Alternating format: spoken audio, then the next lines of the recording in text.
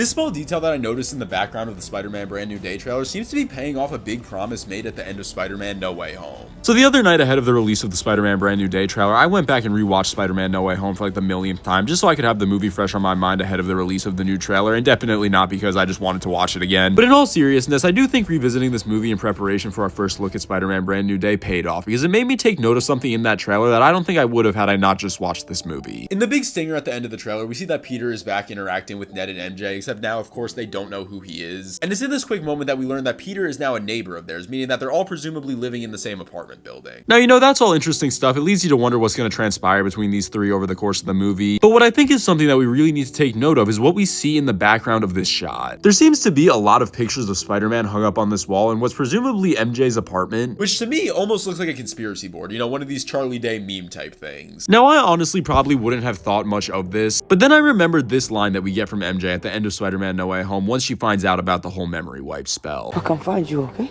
You better. If you don't, I'm just gonna figure it out.